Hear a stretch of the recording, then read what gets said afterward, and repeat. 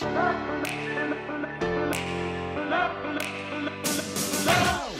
everyone. GM. Welcome back to another episode of Overpriced JPEGs. More like underpriced JPEGs these days, actually. I'm Carly Riley.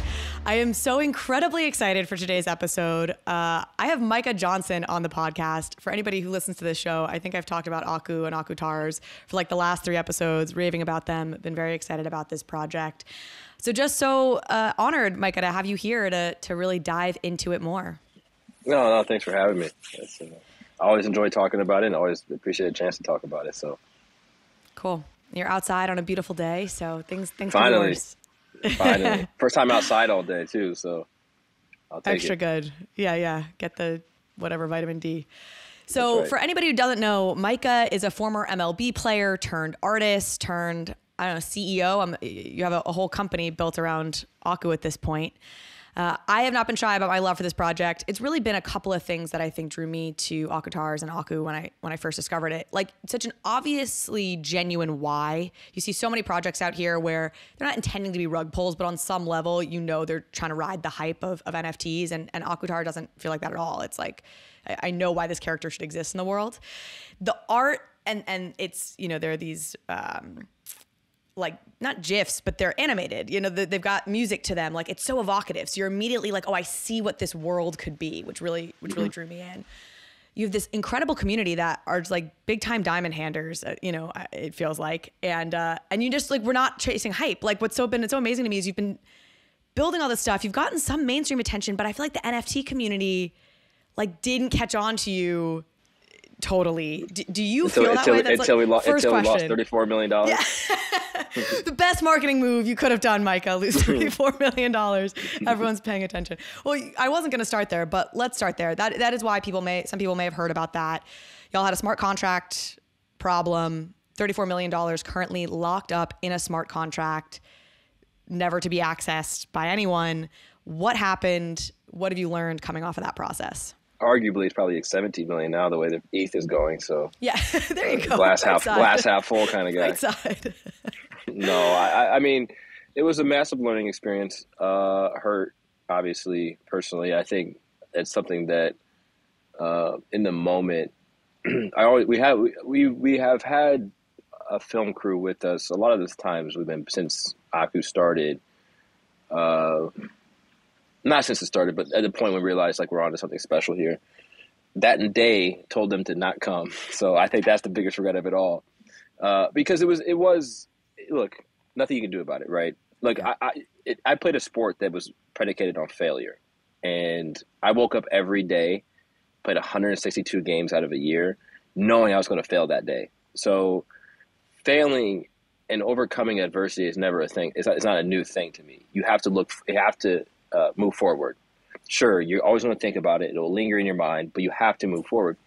And when that happened, look, it was as a non-technical founder, you have dependencies that, you know, on technical. And sometimes, you know, things happen and you just don't, you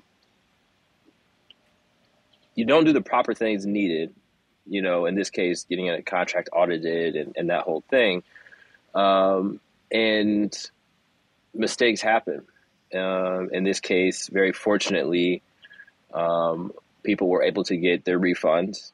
And we issued refunds, personally issued close to $2.5 million with an additional refunds on top of the refunds that came out of the smart contract. Our money was locked up, is locked up, and it was a learning experience for me in life to move correctly and not quickly, and to have different levels of checks in place along the way as you build, even across the board in life, and it was an unfortunate situation. I think that will be a learning experience for a lot of people entering this space. The fragility of this technology, that it's in beta still, it seems like, and the level of detail required in this space and help that you need in this space. And so I take it as a learning experience, and how do we go from here, and how do we shape the company from here and move forward, and which, we've done. No lie, it's hard, of course it sucked. That's I have to make decisions now, and I have to make trade-offs now from a business perspective that I wouldn't have had to make. And so I burden that personally. But yeah.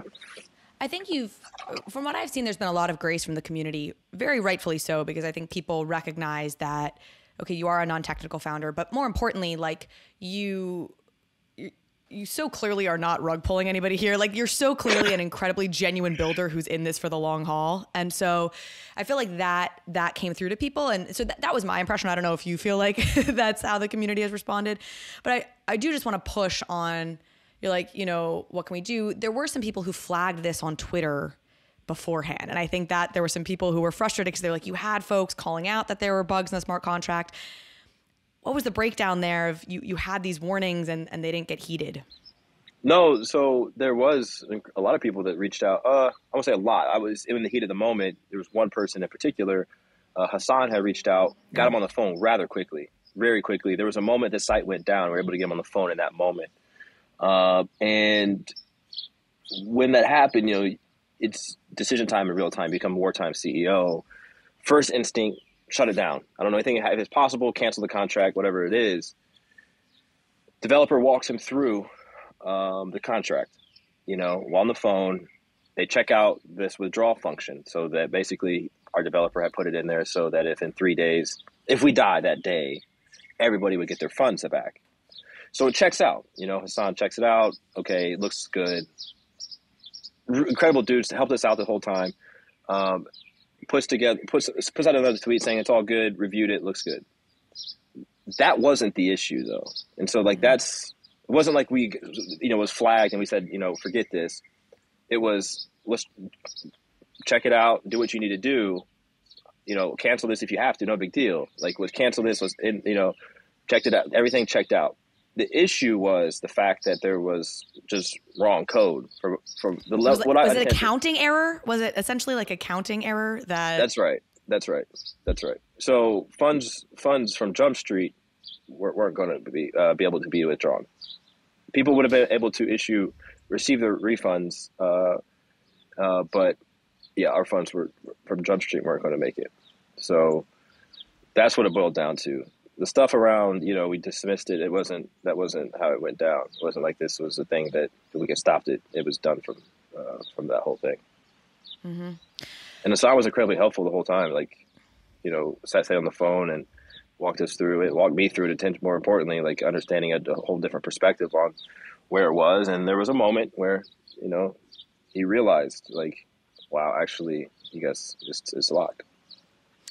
I think the other reason you received a lot of grace, again, rightfully so, again, from my perspective, is you made right by the community. It happened to get out. There was this error in the smart contract people knew. But if you were just a community member who had bought into this drop, like, you were made right. Was that there's millions of dollars locked up. Like, has that impacted business plans for the immediate term and moving forward? Like, your money you're going to reinvest? No, y'all are doing pretty well. No, because I've been building for a year. I'm not going to go spend money that I don't have. That's just a bad business practice in general. So from everything we've been developing was already, paid for. Akutars were expensive build, pure and simple. It's over a 40-person team worked on the Akutars. Like, we're not going to go spend money that we don't have. Chapter money, was reinvested into a company, formed a company, and over $15 million in primary sales and chapter money. Ready to be deployed into development. Sure, it would have helped, but like, the most important thing that people need to understand about what's $34 million go to, right? $34 million is going towards film development, ownership of the IP, develop it as far as you can, as big as you can, as long as you can. So where does this trade-off has to happen? Trade-off has to happen now on my end. You're going to have to give up some things around the IP. You're going to have to give up some, it becomes negotiations at this point with less leverage. That's a personal thing that for me, I have to deal with, which, it is what it is. You'll have to dilute yourself. You'll have to do certain things, but from a development standpoint, back to business, everything. So, and this will be my last question sort of around this, and it'll segue us nicely into the IP front, because I think that is what stood out for me. You know, you could argue virtually every project in the NFT space is angling to be IP. You have maybe have some exceptions where it's clearly like a community membership. Fly Fish Club is maybe, you know, just getting you into a cool club in New York. But in general, they're all trying to be IP. And I think there is something magical about Aku, the character, the look of the NFTs. Like, it just has that spark of like, this could be big IP. And I think that comes along pretty rarely. I'm curious on this front, like, are there sort of trade-offs you've made, or was this sort of situation that went down partly like y'all are so focused on the IP building part that you're thinking less about the tech, and you've now recalibrated that to be more balanced? Was that a part of it at all, you think? No. It was just a mistake. Honest, it was a mistake. Yeah. Because the team, we brought the team in to our time zone to work on this for several months, and then brought the team to London to work on this together leading up to this, to mitigate all mistakes. Yeah. So everything was in place to it wasn't like we were focused on IP building, because I'm the creative. Like it's me, and now it's Kiri Hart, Stephen Feeder. Like, I'm the creative. There's a whole bunch of other people under the hood, you know, working on this, and everything was done with the tech in mind. It's just a mistake that was made. It's increasingly obvious that everything will become tokenized, and NFT marketplaces needs robust financial reporting, performance analysis, and the peace of mind that they are compliance ready. Guilded's NFT Ops is a one-stop financial reporting solution for growing NFT platforms. Guilded has developed marketplace-specific modules to track the financial performance of NFT creators, including revenue tracking, collection metrics, royalty payments, and revenue share. Customers of NFT Ops gain full access to accounting tools and powerful APIs for custom integrations that simplify operations, streamline reporting, and produce tax-ready data. So no wonder why so many top brands like CoinMarketCap, Gitcoin, Nifty's, and POAP trust Guilded to automate complex reporting workflows. Visit gilded.finance/bankless to learn more. Living a bankless life requires taking control over your own private keys. And that's why so many in the Bankless Nation already have their Ledger hardware wallet. And brand new to the Ledger lineup of hardware wallets is the Ledger Nano S Plus, a huge upgrade to the world's most popular hardware wallet. With more memory and a larger screen, the Nano S Plus makes it easy to navigate and verify your transactions. And the paired Ledger Live desktop app gives you increased transparency as to what is about to happen with your NFT. What you see is what you sign. The Nano S Plus gives you the smoothest possible user experience while you're doing all of your crypto things. So go to the Ledger website to check out the features of the new Ledger Nano S Plus and join the waitlist to get yours. And don't forget about the Crypto Life card, also powered by Ledger. The CL card is a crypto debit card that hooks right into the Ledger Live app, right next to all the DeFi apps and services that you're already used to doing, like swapping tokens and staking. So if you don't have a Ledger hardware wallet, go to ledger.com, grab a Ledger, and take control over your crypto. You just mentioned Kiri Hart, some hires you've made, both ex-Lucasfilms, I believe. Yeah, so, Kiri led the whole divisions across Star Wars on creative, and then Steven led film. I mean, that's incredible. What was the moment? Was there a moment, or was it a slow build that, you know, in building Aku's, that you were like, oh shit, like, we have something here? Was it the moment of conception? Like, when did you realize, like, oh my God, we're going to get ex-Lucas people to help build our story? When my daughter started seeing space helmets, and she's 2.5, and started saying that's the Aku helmet, and like just, wow. and every time she saw a helmet of anything, it was Aku's. That's when I knew this was special, because you can't force IP. Like, you can't force a kid to think that this and know Aku's name, or kids to like Aku. You can't force a kid to do anything in life, let alone like a character or recognize a character. So that's when I knew it was really, really special, beyond any monetary association with it. And when was that moment in the timeline of you building this character? Oh, it was pretty early on. That's when I knew it was early on, big. As in, like, chapters. Before you've dropped an NFT, or like in the process of the chapters? No, because I've been dropping NFTs since early 2020. Yeah. This was a moment of like I always believe in myself. Like I'm not going to do something that I don't think is big. And I think Aku, I released it as art. I'm not going to lie to you. Leading up to the first drop of chapter 1 in February of 2021, I didn't do any marketing. I was just like, we got this drop coming on Nifty. Like this is something I care about. Like check it out if you want to. And then the summer, my partner, started reaching out to everybody, Pusha T and Upscale Vandal, and they evangelized it and really got everybody excited. But for me, it was more personal, a personal message I want to get out to the world. And as an artist, and marketing wasn't my thing. It was just this is what it is. But I don't know. I think having the kids see it and recognize it and really appreciate and to be consumed in it is what's special about it. Like you can't fake that. You can't fake that. Okay, let's do a proper timeline. I'll give people a little nugget here, which is you just referenced that first Aku drop. I think it sold like more than $1 million in 7 minutes in like February 2021. You said, so like that also had to be a pretty wild moment. I don't know. We'll talk about maybe pre that moment in your art history, but like, damn, to be an artist, make more than $1 million in your art. Was that like a really like wow feeling? No, it was just back to work. Oh, more pressure. God. More pressure. When you do something like that, it's people investing in you as an artist. Yeah. So why would I go do, I'm a millionaire now. And like my brain there's a sense of responsibility when someone takes time out of their day to show up and invest their hard-earned money into the thing that you're doing. So like immediately, this is dead on a serious. The drop ended, and it was me and my boy Dirk who were working on the Aku chapters. Call him immediately, like drop 8th minute, like boom, hey, let's get to work. Like we got to go. And it's just like, okay, what's next? Let's think about boom, boom, boom.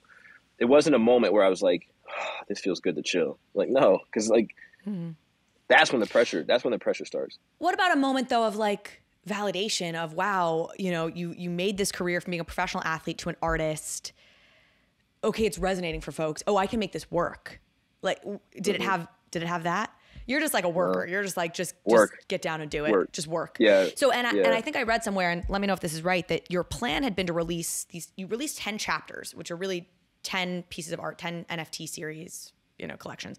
Over the course of your initial plan was to release it over the course of some longer time frame, and then you condensed that because of the success. Is that right? Yeah. I just think that the original idea was to do 10 chapters over a couple of years. Just because NFTs weren't mass adoption at that point. So I was like, okay, in order to prove market fit and like people like this, it's going to take a while, especially doing it in this format. And then of the success, really wanted to get through 10. And we just pushed it. Like we really pushed it. And shout out to the whole creative team, and we really got into it. And how many people in your first drop, how many people were on your creative team? 2, me and Dirk. 2. Okay. It's you and Dirk. And tell me who's Dirk? What's his Dirk, role? Dirk Vandermeer. He was originally, was like, hey, do you want to, help build this character out? I drew the designs on it. Like he's a 3D art. I call him a 3D generalist superstar. He could do about anything from modeling to texturing to asset building, to environment building, you name it. And it's like, no problem, and we didn't know what it was going to become. And to this day, we're still rocking, and he's really kind of my right hand when it comes to the quality and creative control across the board. And then we brought in Jason Bryce, who is a sequencer. That's when we transitioned to Unreal Engine, and really got into that with Jason. And it was just us 3, sometimes 2. Yeah. Well, I want to, you're touching on points I want to talk about. Unreal Engine, I want to talk about that. But I do want to maybe stay. Well, let's do a better chronology here, just in case there are folks who haven't tracked your story or haven't listened to me tell what I know of your story on this podcast before. So 2018, you leave the MLB and yeah. Is that when do you make a determination in 2018, like I'm going to go be an artist and pursue this thing full time? Or like, how did that transition from I'm a professional athlete to I'm a professional artist happen? Oh, not luxurious by any means. I didn't make much money playing baseball because of, I was always up and down, and you don't make that much money in the minor leagues. a couple $100 every 2 weeks. Wasn't anything. And so when I retired, I didn't have a skill set, never had a job before. So it was the first year I was cool. I was chilling. There was nothing, I was playing golf and practicing painting. Yeah, were you on the PGA tour? Did I hear? I was trying to be. I thought I could be. Oh man. So I gave it a shot, but I couldn't break 80. So I figured I might as well figure out what's next. But I was just practicing, and then it kind of hit like you got to figure something out. And that's when I really started diving into my craft and practicing painting in my garage, 2019, and didn't have much success either. It was just creating and exploring different styles and different mediums. And then late 2019, I discovered NFTs, digital crypto art is what it was called. I don't think NFTs was like a very popular term. It was crypto art. And released my first NFT in early 2020. Jimmy bought it and supported me in 3 ETH, $900. And really just fell in love with the fact that, like, in this world, I started animating my paintings. I could release my art freely and connect directly with collectors and have, real ownership over, my creativity and the things I was putting out into the world. And I didn't need the validation of somebody to say, like, this was worth this much or, it belongs in this gallery. And then I really wanted to get into a gallery. And I really thought, I really want to take my art. I look at my paintings are completely different. You don't really see them in the NFT world, but my paintings and my pursuits in that world are much different. I like the traditional route, like thinking about museums and being in institutions and that whole thing. So I was able to leverage some of my success in the NFT world to get into a very renowned gallery and then, kind of realize the power of leveraging NFTs to do things in the Web 2 world. Did you ever think about being an artist when you were growing up, or did you always think about being a professional athlete when you were growing up? Baseball. Yeah. When did that switch happen? Like, when did that switch happen of, like, maybe I'll go try and be a professional artist? It sounds like 2019, but when did you start getting into art? And did it ever occur to you, like, hey, maybe I'll just go, like, be an insurance guy? Like I'll just get, like, a normal job? Or were you always going to do something interesting like this? Always needed to do something that I could see myself get better at. It was never about, like, art. I got into art in 2016 when I was with the Dodgers, but it was never about the art itself. It was about the practice of getting better at something every day. And art is something that you can see yourself get better at every day. Like, if you draw an eye for 365 days in a row, that eye's going to look better on day 365 than it did on day one. And you can see the evolution occur over to time. And that's what I fell in love with about art. Same thing about baseball. I didn't love the games. Like, the games, I love competing. I love the games for sure. But practice and the times before, like, that was my thing. Like 6 a.m., 5 a.m., like hitting off a tee, like going into, like, hit off a tee at 3 a.m. That was my thing. And so I'm just a person that really likes the grind and likes the process much more than the end result. And that's for me, that was art. And it was something very tangible for me. That's so interesting. And I was actually going to ask you what you felt like you took most from professional sports into the NFT world. Like, what, and that makes so much sense. It's that concept almost of, what's the term? Like, deliberate practice. Is that a concept you've, like, heard before? Yeah, you have to be, like, from a very young age, I've been very intense since I was very little. And I released this NFT recently on Artifacts, and they had home videos of me when I was like 3, very intense, like, kid on, like, I wanted to play Major League Baseball. And that intensity is just this thing that I carried over to, it was going to be carried over to anything. If I did do insurance, like, I would do it very intensely and try to do things, differently. But that's just kind of how I'm wired. What % of your day now, I mean, are you still doing, like, actively making art on a regular basis, or are you, it's your business, growing this IP, building this brand? Business. This is something I think about because I definitely am like how can I get better at my craft of podcasting, call it. And it's You're good at it, though. Oh, thank you. Oh, I appreciate You're really that. good. I want to get better. Like, I want to get so much better, but it's hard because I think I've compared it to sports or thinking about sports. I was never a great athlete, but, like, where maybe you have coaches or even art or violin or something where it's very clear, like here are your scales, you know, it hit 10 things off the tee box, whatever. And that doesn't translate perfectly into being a CEO. Like, I'm just going to do these 6 reps. Right. Do you think about that? How do you think about practice and getting better in a business sense, being intense like you are, versus the way you can do it in a sport, say, or in an artistic pursuit? Great observation. I don't know if I've mastered that yet. And that's the reason why I work at the rate I do. And I don't think the rate I go is healthy. I'm not going to say it is, and this is something I aspire to always work at this rate. It's just I haven't figured out the right way to measure metrics of my success yet. And so I'm constantly feeling that I have to do something at all hours of the day or every minute or any time I'm chilling. It's like, I should be doing this. So I don't know if I've mastered that yet in terms of being able to measure metrics to go to the next thing. You know, I think it's such a tough position because it requires doing things that like haven't been done before. So you don't have something to look back on and reference. But I can look back on some of the creative stuff we've done and say, yeah, we've definitely gotten better creatively, but it's hard to look back on and say business wise, how we measure those metrics. I heard you say in another interview that you were working like 7 days a week. I think the interview you gave, you had taken like your first day off in a long time. It sounds like that's still true. You still are sort of that person. Do you worry about burnout? I think it's something that you hear a lot about in Web3, people burning themselves out. We just hit a bear market. Sure. You might see some people burn out in the bear market. Like, how do you think about that?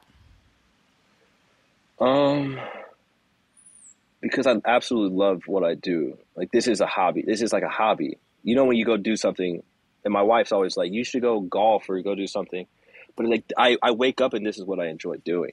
Like, I wake up and I enjoy, you know, doing the things that I'm doing. Do I worry about a burnout? Obviously I don't worry about burnout because it's something that I'm hyper obsessed with.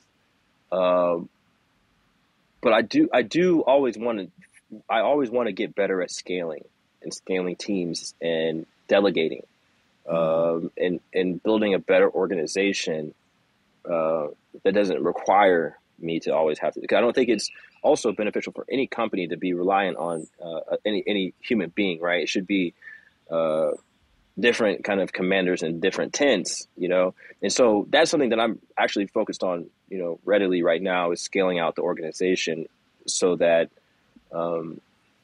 if I want to focus on something creative, I can focus on creative for a couple days or a couple weeks. If I want to focus on just the film, I can just focus on just the film, you know?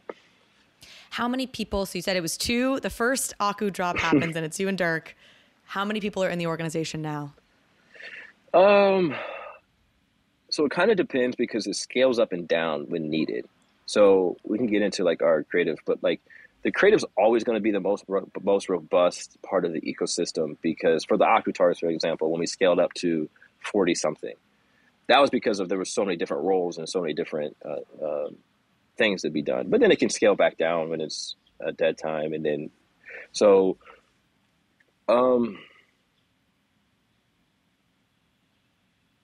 15 maybe right now, 15. Wow. 15. One of the things that I'm also like, how I'm structuring kind of like the things we do and how we move, and from a business perspective, is I believe in the past you had to like have proprietary technology or software to have to build enterprise value, right? But what I'm fascinated about is how we can build real value and drive value back by leveraging things that exist already. So, for example, the technology, you know, we use Unreal Engine that exists already with Epic. So we build a great relationship with Epic.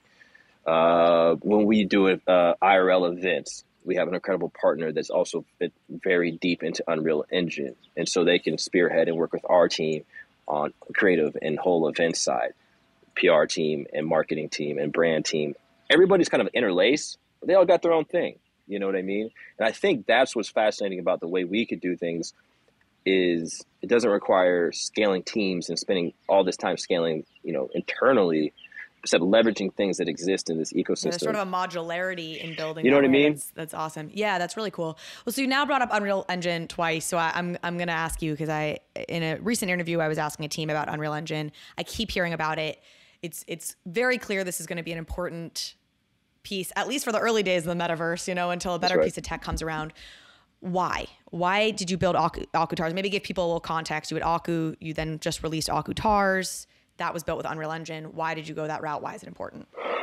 So for us, we're having this big meeting today about this, but so for us, linear content and storytelling is just something we're passionate about. So you think about film, you think about TV, that's something that's important to reach the masses.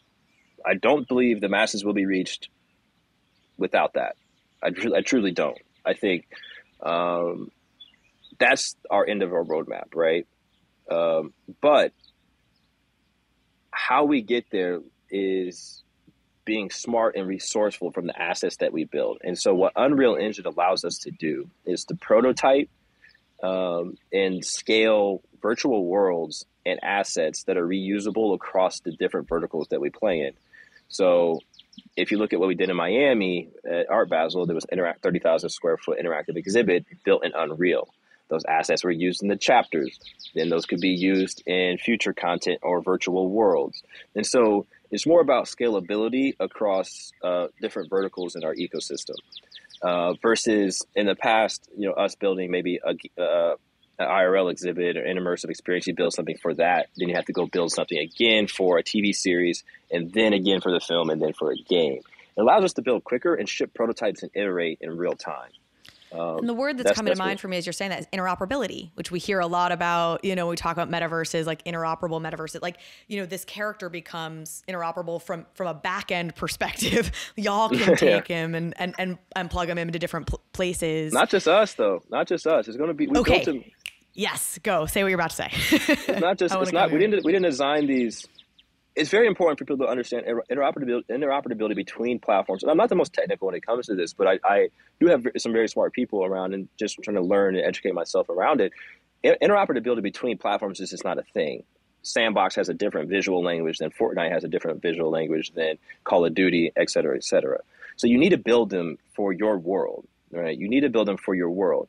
But not in the not so distant future, a lot of these things that are being built in Unreal Engine should, in theory, be interoperable if you use the right use cases. So when we built the Akutars, we built them in Unreal and rigged them in Unreal. And we have our own skeleton we use for animations and things like that, but now we re-rigged the skeleton, a metahuman skeleton that anybody would be able to use and drag and drop animations and do sequencing in Unreal. And so that's what we're building out, because when I say the goal is for everybody to be able to use their Akutars and tell their own stories using their Akutars, similar to how we can. And that's where this is headed, is when you give people the tool sets and the toolbox to build environments and create and shoot inside these worlds and these environments that they're watching in the movie or watching in a TV series. That's where this is headed. You've met with, and we're really going to dive, I think, into the film and the TV. And as much as you're willing to share about how you're building out linear content with Akutars.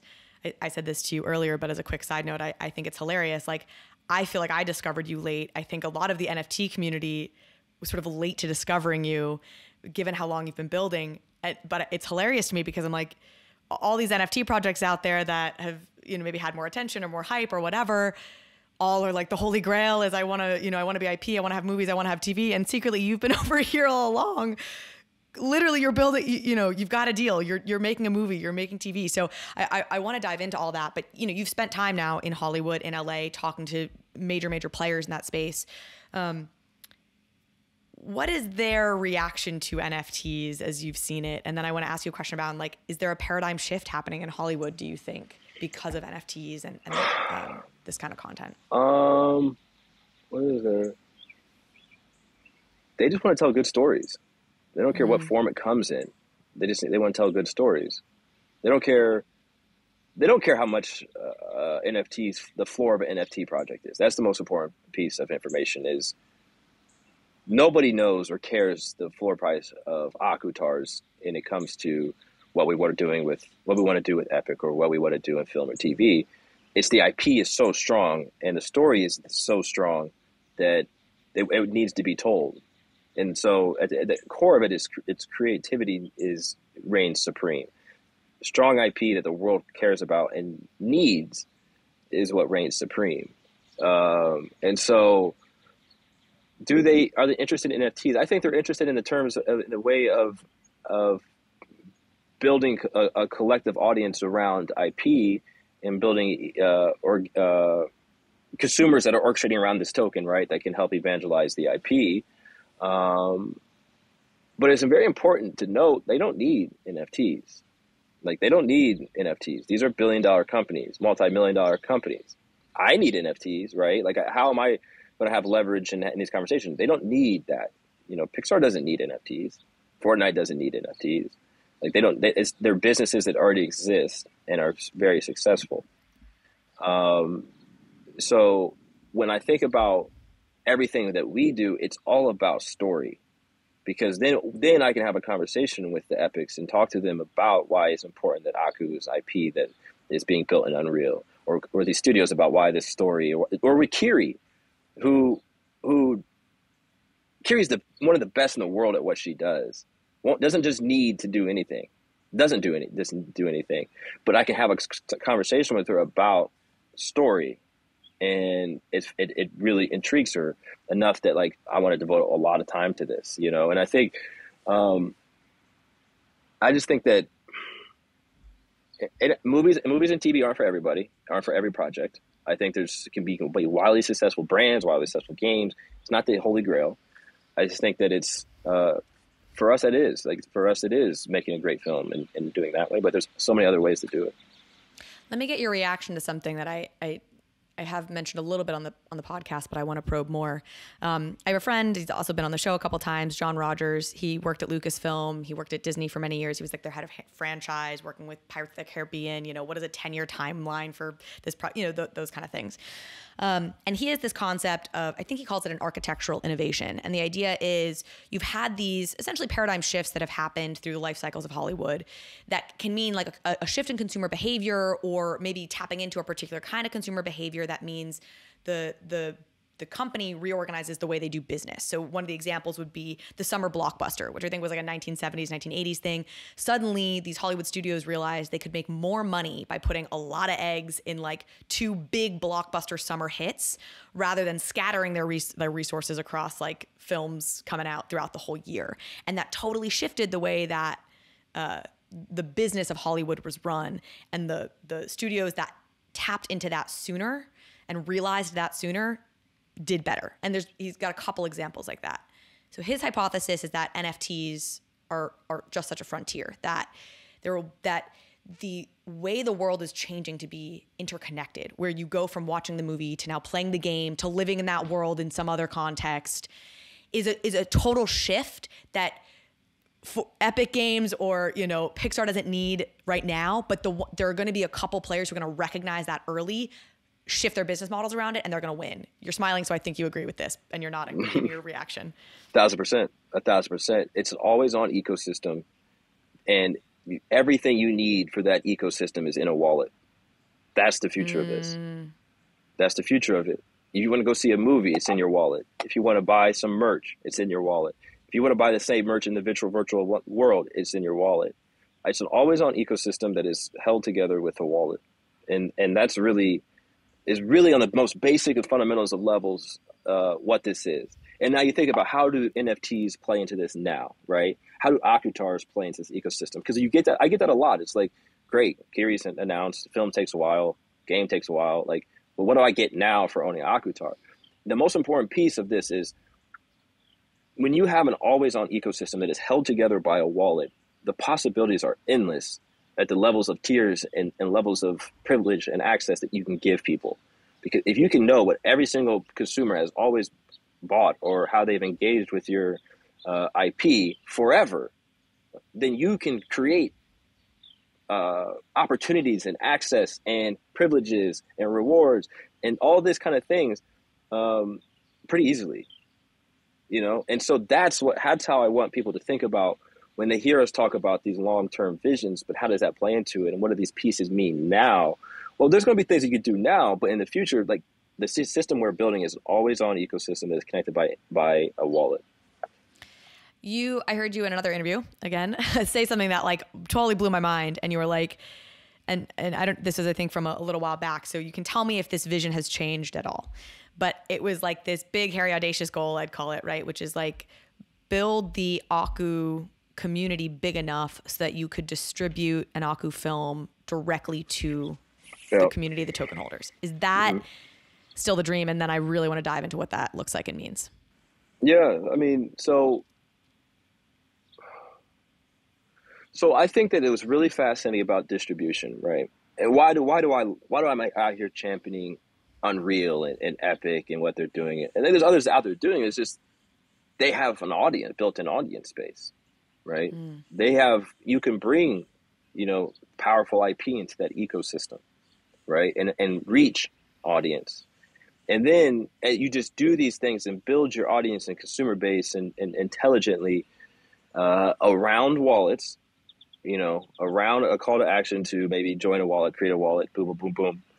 That when it's time for a film, you can go to an AMC, you go directly to theaters and say, because I believe in theaters, like whatever, that's a personal thing. I love going to a movie theater, and I think that's the thing. And say, look, we have this many people who are part of our ecosystem. Like we've developed this, like internally, like you want to distribute this. We have this many audience, and you distribute these movie tickets as NFTs now. And so you go to the first weekend and it's a banger. Like it's like you can't miss this movie. And now the only way you're going to go see this is because you have the NFT. I think this is cool. I don't know if this it'll play out this way, but it's just something I think about a lot. Is if you have 3 million people that own a movie ticket, but now there's a secondary market for it, and it's the hottest thing out there. Like now you put the power in the consumers to tell you, you know, if I want to see it or not. I think it's interesting. I think there's a major risk on film when you think about a lot of the money comes from the first weekend. There's so much emphasis on the first weekend.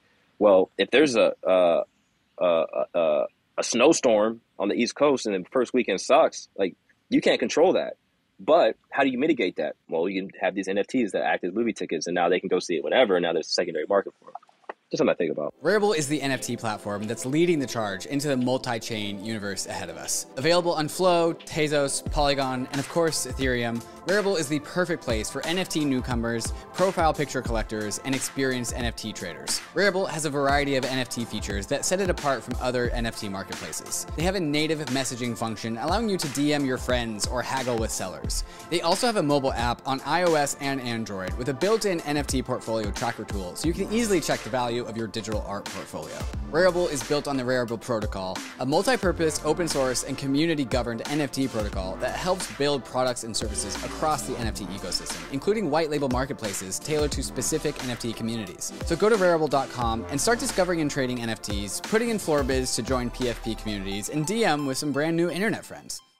If you're starting on your NFT journey, you need MetaMask. This is your tool to unlock the world of DeFi and NFTs without giving up custody over your private keys. MetaMask is both a secure in-browser wallet and also a secure bridge for your hardware wallet so that you can connect to any Web3 enabled website. You can now trade tokens with any DEX or aggregator. MetaMask Swap gathers real-time pricing information across the DeFi exchange ecosystem, allowing you to select your best price while getting all of the MetaMask benefits of self-custody, lower gas costs, and increased transaction success rates. MetaMask also has a fantastic mobile wallet, which I use while I'm out and about.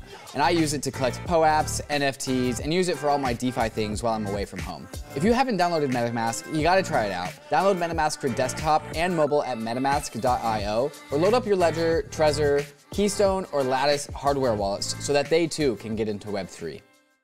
Yeah, I think this is so interesting. So I want to separate out the theater piece for a second, because I do want to dive into like distribution, getting a movie made in the traditional world, which you're an interesting person to talk about because it's hard. Well, you're learning it firsthand, and I'm excited to kind of hear what that's like through your eyes. But even separating out the theater piece, the thing that struck me as so interesting here is, you know, if you give all your community holders an NFT, or no, if all your community holders, you're NFT holders, right? And then you say, great, this NFT gives you access to watch this movie. And you've got, I think, 1 million copies of the movie and 1 million holders. Like you're talking about something on that scale, right? It is really cool to think about. And I think the theater piece does make it more complicated, but it probably can be worked around. Cool. Now there's only 1 million copies of that film. To watch it, you have to buy an NFT from another holder. And the thing there is not that that's sustainable for the first people to buy the tickets to make a bunch of money. It's more that they could sell it, there'll be a price that it's worth. Maybe it's $15. And then I'll have been able to watch it for free because maybe I paid $15 to watch the movie. Now I can sell it to the next person for $15. So it's a way for me to get free content, but then the royalties, or not, maybe not free, but subsidized content. If I sell it for $15, I bought it for $15, I make $8 on it. I've now been able to watch it for $7 cheaper, whatever it is. But now you as the artist are still getting money on it. So like I can have a more cost affordable experience as an audience member, and you as the creator can still be rewarded. Like that's fascinating. I'd never thought about that. Is that the piece that gets you excited? Is it like, just like, wow, that's such a different model? It all gets me excited. Yeah, it gets me excited. Yeah. It's all just some wild stuff. Okay, here's my understanding of how like a Hollywood like movie works, which is a bunch of financiers come in and like, cool, sure, we'll give you money, executive producers, whatever, we'll give you money for this film. You go make that movie with like a studio who I believe probably owns the IP rights for the thing, maybe. All right, you're gonna correct me. And then when the movie's made, you either like sell it direct to a streamer who then like owns the publishing rights to it, or you sell it to distributors who like distribute it theatrically, all around the world. And then maybe a streamer then also still comes in later to buy it after. Mm-hmm. Is that like a correct overview, summary, correct pieces of that? And then let's talk about. Yeah. Is that the process you've gone through with Aku? Like how did the, no, not that far. All right. Not that far out. Not far out. We're developing independently. Okay. We have we develop independently. And what that means is, I look at it like 2 phases of development. I'm not a Hollywood expert, never made a movie before, don't know what it's like to make a movie. Which is why I think it's so cool to get your perspective on this. Like, you're like all of us, like none of us have made movies, We're like, all right, well, how do you do this? No.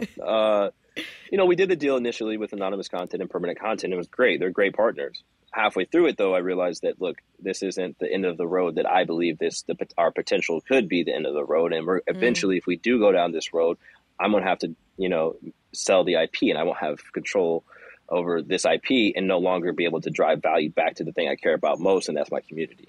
And so, but that deal expired, and that's when Kiri and Steven came in and developed it internally. And what that development phase looks like is story outline.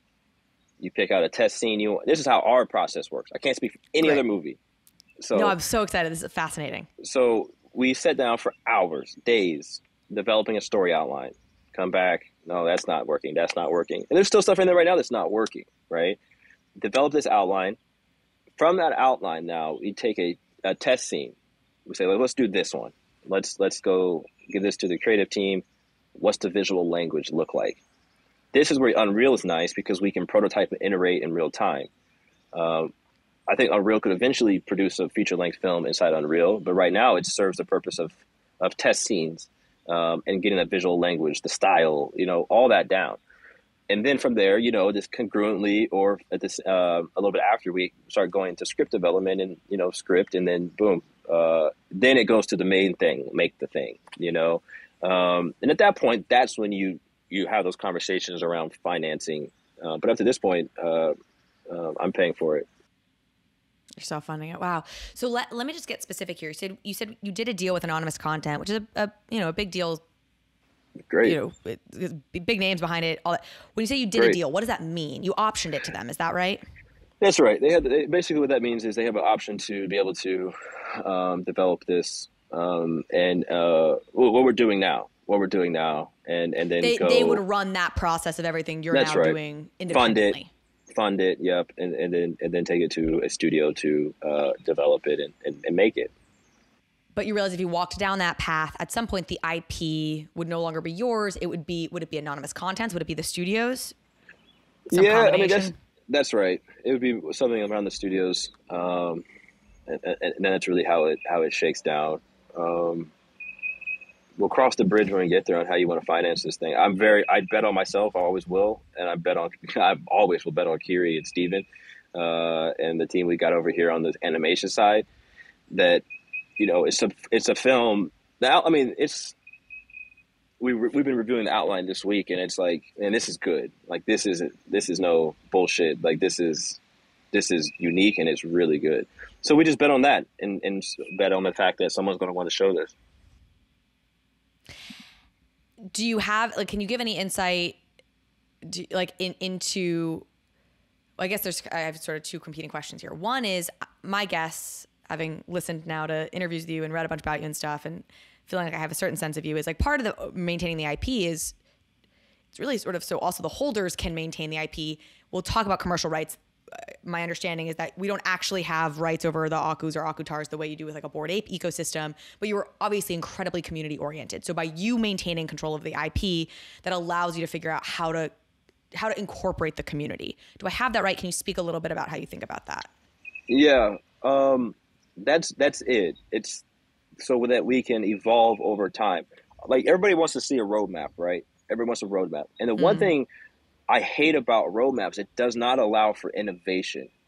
In 5 months from now, I might come up with something or learn something that we could do that, boom, is going to really ignite this thing, you know. Or in 3 months or 2 months, something might just boom, like that makes sense. Let's do this. Roadmaps constrict you to certain things that you have to execute on, that are just kind of like set in like time. That now, I can't predict what this world or the technology is going to allow us to do in a year.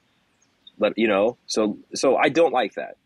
But I do like rewarding the community. Like, I always say, like, I could have gone and done the movie route right after the chapters and kick my feet up. Hey, the chapters are going to be the chapters because, you know, like, it's tied to the Aku story. It's like comic books, and kick my feet up and made the movie and been this thing, right? But we didn't do that. like we said, no, like, we're going to bring this back. We're going to do the hardest thing we could possibly do, develop it independently. And we're doing that because we want to drive value back to the community. Like, pure, blank, simple. I'm going to have to make sacrifices. My family makes sacrifices. So, like, whenever somebody says, like, you know, whenever I saw this stuff afterwards, like, this team, like, how can you build and rebuild, or how focused or dedicated you are? It's like, dude, we had the path, like, with an incredible IP. Could have just been chilling. It will catch you in 3 years when the film comes out.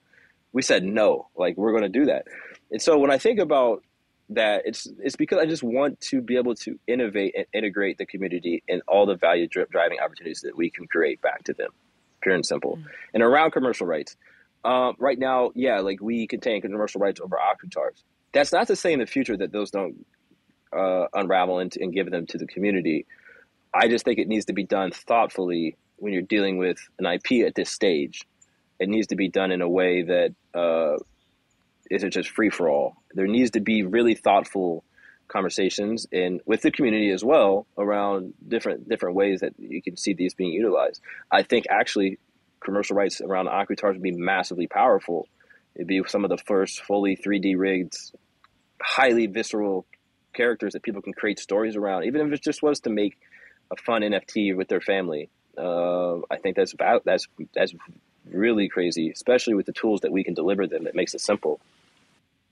I really like that answer because, I've said, I think you're going to have to see really interesting and successful IP come out of this, the NFT world with a whole range of rights attached to them. Like, I think you've got the Gary V model on one end, which is sort of where you fall, right? Where he retains a lot of that control. And I'm like very okay with that because he has a vision. You are somebody with a vision. Like, I'd rather you guys go make this character valuable because I trust you as the driver of this and I trust your vision. And like, that's really valuable to me. And then there are other projects, and you've got obviously Bored Apes and World of Women and really cool things where I think there's tons of potential for really cool stuff to come out of, the community owning in. And then there's CCO projects that are totally in the Creative Commons. I think there's cool stuff that can come out of that, but it's understanding what bet you're making in each scenario. And in a case like this, where this character is so personal to you, this story is so personal to you, like, I'd rather just have you go drive it and create the value, and I'll sit here as a holder and like enjoy the community. Like, I think that's, but I think being thoughtful, and there's probably individual places where you can share it out. That's great. And Lucasfilm, I mean, they were very, very protective over their IP for a long time. And I think over time kind of had to relent to like, okay, there's fan fiction. This is actually good for us. Let's loosen our ideas around this a little bit. So, yeah, I'm actually a big fan of all of it, of giving creative control and freedom to the community. I actually am, because it's exciting to see people tap into their creativity. It unburdens us from having to constantly produce creative content, that it keeps them engaged. And I'm not against it. I think, it has to be thoughtful, and I think the tooling has to be there to make it something that, there is quality control over things as well. You don't just want a bunch of bad things with your brand floating around. There's quality control.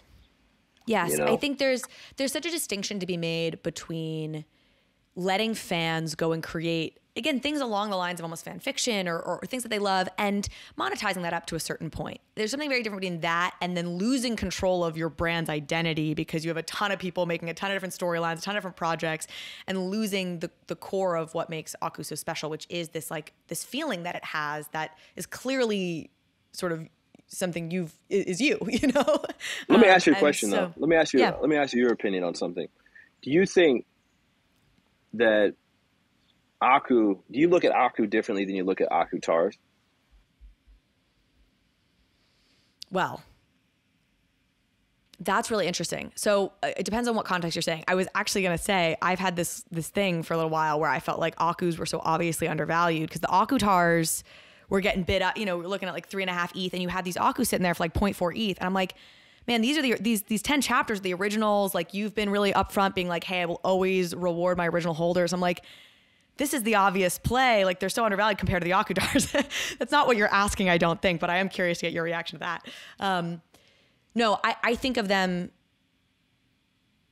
I guess I think of the Akus as like collectible items and the Akutars maybe as more playable characters. So in that standpoint, I think of them a little bit differently, but I think of them both as just doing well as the Aku world and the character of Aku grows in prominence. Mm-hmm. One thing I actually do think about in real time is Aku, the IP Aku, the kid that we all come and know, and the Akutars, which are so vastly different and have distinct real personalities to them. I think about them differently, and something like more recently, as one. So, explain that. Explain that for folks. Well, I think like Aku, right? When we build out the film, it's going to be geared towards families, right? The ecosystem that they play in will look maybe differently than you're going to have 2.5-year-olds and 3-year-olds in the theaters, right? We're also making it super dope, so you're going to have all kind of like this a cultural moment. I look at it like, but then you have the Akutars that have a lot of distinct personalities and styles and like ability to create backstories with those. And I actually, like today, I would say I see them as like independent in a way. Sure, Akutars will always be attached to Aku themselves, right? But I also see us being able to do things with Akutars that we couldn't really do with Aku the brand. And I also see things that we could do with Aku the brand that necessarily don't make sense within the Akutar ecosystem. The Akutar ecosystem is, I look at it as like the core base of adults who have like real stake in the thing that they are watching be built. Aku is what my daughter and my nephews and families will enjoy and recognize for years and years to come, hopefully. And so I often think about what if we did give commercial rights to the Akutars? Would it really hurt if the brand of Aku, if Aku is really this thing over here and Akutars are here playing in this world? Think about it. I think about it a lot. Yeah, I mean, I think those are the kind of thoughts that should be going into this stuff. I think it is a really serious decision to make, is like, how can you make sure you don't dilute a central brand while still allowing people to, optimizing people's creativity and the community for what it is. Do you follow the Deadheads project at all? I've interviewed them, but I've also referenced them on the show a couple times because I think they've done some really interesting things.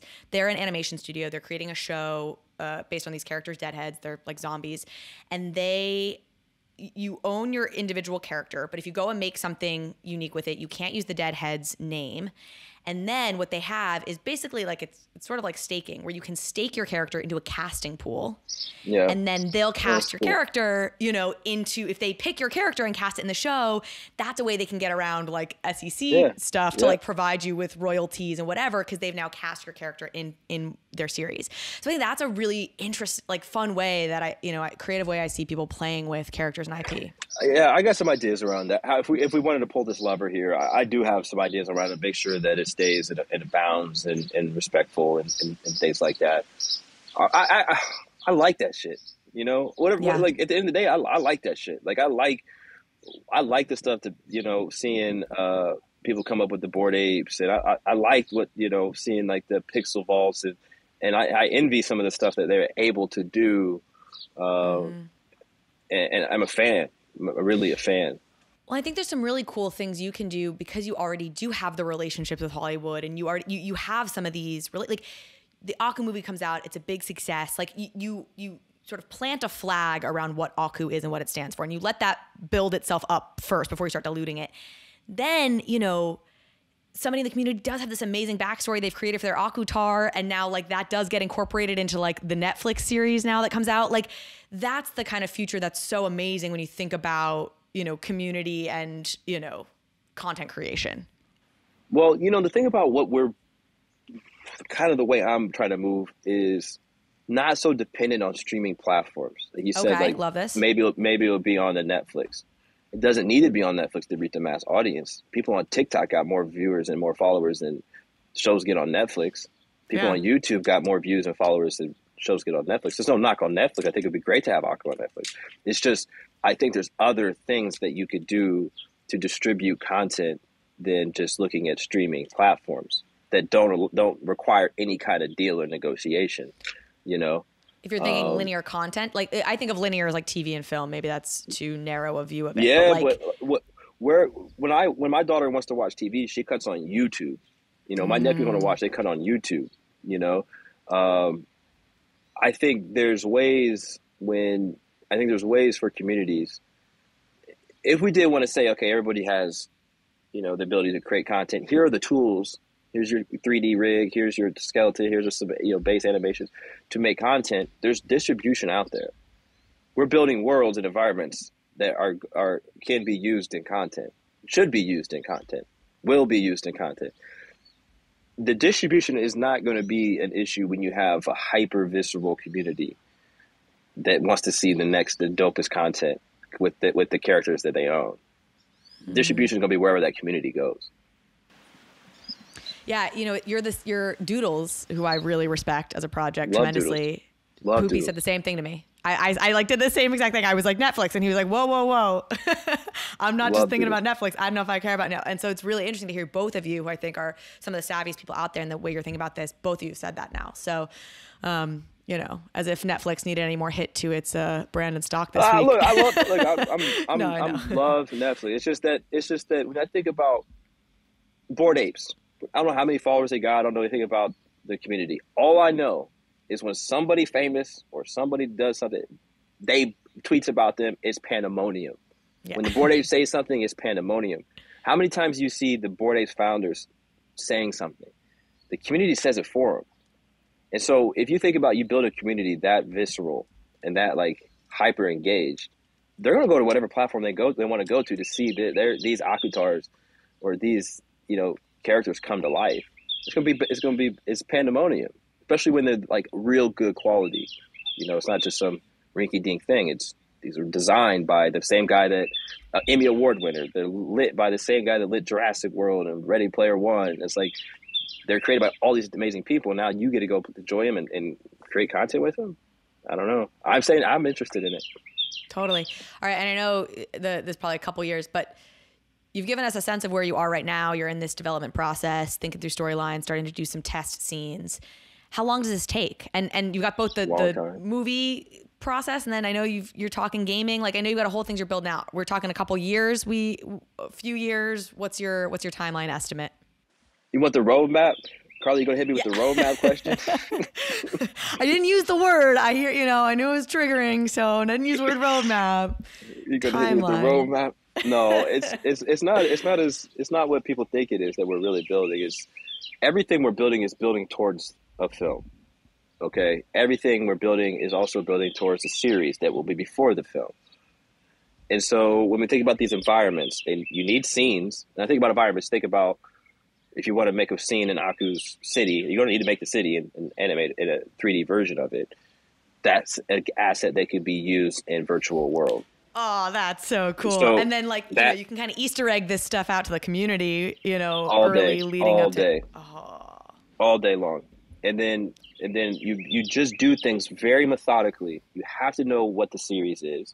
You have to have a story Bible to understand what the story is so that you aren't making things harder for yourself down the line.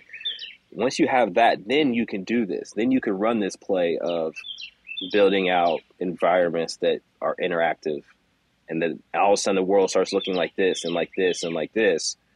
And then it's like, damn, like that was the world I was just playing this whole time. And we could ship updates over time, constant updates. I don't think the tech's there yet from the ability to create these immersive experiences in Unreal. Like our immersive experience that I'm talking about, where you're going to really have these real-time rendering, you're playing with the Akutars, might be a couple months, might be 6 months, might be 8 months, right? Might be 12 months until there's a series.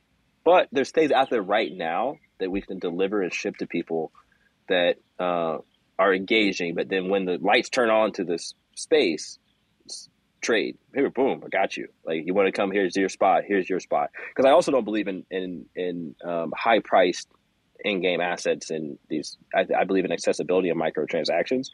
That's what I believe. And so when it comes to this, like, I just don't want to, take advantage of people and we build this. It's just like, here you go, man, just go, have fun. Yeah. 2 final questions. One's a little bit of a pivot, just the on the athlete front. You were sort of talking about this, leaving professional sports, trying to figure out what you were going to do next. I think this is a story you hear commonly from athletes, even athletes sometimes who've done incredibly well and made a lot of money, and then you hear the story where a decade later, they're hurting from they're cash strapped or whatever. Do you think there's a place for NFTs, for current athletes now? You see a lot of athletes getting into the space, ways they can leverage building up their community with NFTs, things that can help position them for post-athlete lives or transitioning? I think it's hard right now because of the nature of the industry is so demanding and it needs something at all times that I think is distracting for an athlete to build its own community and basically start their own project, because they're always going to be hit with when announcement, when product, when utility, when utility. And there's going to be so much pressure on them to keep the floor price up. I suggest to athletes and friends and influential people to always look for communities to join and integrate into, because it's much better to add value to the thing that's already cooking than to try to launch your own that you're responsible for all day, every day. Awesome. Okay, final question. My understanding is your nephew asked, can astronauts be black? That was the inspiration behind Aku. Is that right? Started as my paintings first, though. Okay. Oh, your paintings were inspired from hearing your nephew ask that, right? How's your nephew today? What did you think of Aku? Give us the update on that story. He's really fun. Has no idea that I'm behind any of it or anything, but he always comes over and he loves to watch it. Like, thoroughly. So he doesn't know you're behind it, and then loves the character. Yeah. He just wants to see. He thinks it's just Wait, always on at the house. How old is he? 6. Oh, that's the best. That's the best thing for me. You see, a lot of times in interviews, I don't reference him. Like, I say a young boy, but I don't want him to ever recognize that. I think it'd be really special for him to enjoy this as a kid, this character, and just be inspired by the character, independent of. Yeah. He just loves it. He really does. Like, He loves it. Yeah. It's super fun. Are you going to tell him someday that you're like behind He'll him? figure Like, it out. you know? Yeah, he'll figure it out at some point. Yeah. He'll figure it out at some point. My hope. I just want him to enjoy it. Just, if you go look back on Super Rare, some of my first works. There's some that are animated. That's the origin of it. So cool. Micah, is there anything about the origin that you feel like we missed? We're basically at time here, but is there anything interesting parts of your story that like we didn't touch on? Interesting points you want to make? No, this is good. You're good at this. You asked a tough question. Thank you. You make it easy. Like you're fascinating. You're doing awesome stuff. It makes it very easy. You're for real. This is good. It makes me, it makes me want to like keep talking, and you get all the alpha because you keep, just ask a really good question. This is good. I'm a nerd too. It's just, I love this stuff, I just love nerding out. Who else is a nerd here? That's fair. You definitely have me on cool factor. I'm not good at sports. Awesome, Micah. Well, thank you so much, truly. And you're going to be I saw you're at VCon. I'm going to be at VCon, so I'm going to come find you, say hello. Cool. I really, really enjoyed this. So thanks so much for hopping on. Yeah, no, thank you.